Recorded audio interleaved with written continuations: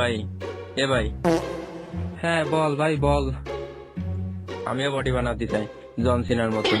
আমিও জিম সেন্টারে ভর্তি হতে চাই। আমিও জিম সেন্টারে ভর্তি হয়ে বডি বানিয়ে মেয়ে পটাবো। ভাই তুই দরকার হয় কচু গাছে গলায় দড়ি দিয়ে মরে যা, তবুও জিম সেন্টারে যাইস নে, তোরা একদম শুষে খাইয়ে ছেড়ে দেবে। কেন ভাই কেন? জিম সেন্টারে কি সমস্যা? আচ্ছা চল আজকে তোর এই বাংলাদেশি জিম সেন্টার গুলো নিয়ে কিছু কথা বলি। পয়েন্ট নাম্বার 1, পোলাপান গুলো কখন জিম সেন্টারে যায়? যখন একে গার্লফ্রেন্ড একে সেটা দিয়ে দেখা বানায় দেয়, অথবা গার্লফ্রেন্ডে বলে যে বাবু তুমি তো শুকায় একেবারে শুটকি মাছের পুটকি হয়ে গিয়েছো, তোমারা লেগ পিস তো সালা বড়া কমজোর হো গিয়া হে ভাই।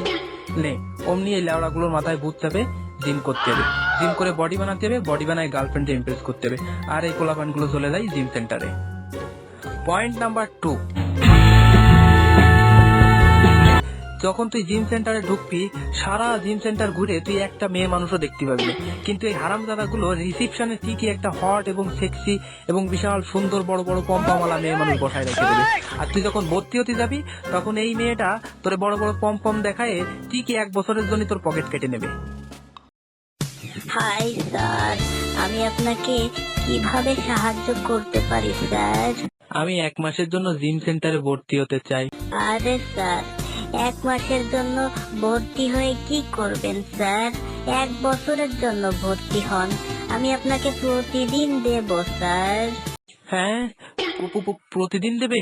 আরে সালা কেলো করেছে, প্রতিদিন কি কি দেবে গো প্রতিদিন আমাকে? হ্যাঁ আরে স্যার ট্রেনিং দেব, ট্রেনিং, পার্সোনাল ট্রেনিং দেব স্যার। ও আচ্ছা, আমি ভাবলাম অন্য কিছু দেবে। ঠিক আছে। স্যার আপনি যেটা ভেবেছেন ওটাও দেব স্যার, সমস্যা নেই। আরে শালা তাই নাকি?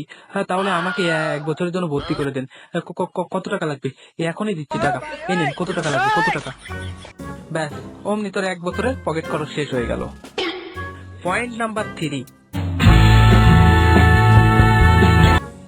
জিম সেন্টারে ঢোকার সাথে সাথে তুই কিছু শিক্ষিত গরু দেখতে পাবি। এই শালা শিক্ষিত গরুগুলো জিম সেন্টারে আসে টিকটক ভিডিও বানানোর জন্য। আরামজাদা গুলো দুটো পুশ আপ দেবে, সাইডে সেলফি তুলবে, আবার দুটো পুশ আপ দেবে, আবার সাইডে সেলফি তুলবে, আর এই সেলফি গুলো ফেসবুকে আপলোড করে লিখবে 6 প্যাক অ্যাপ কামিং সুন।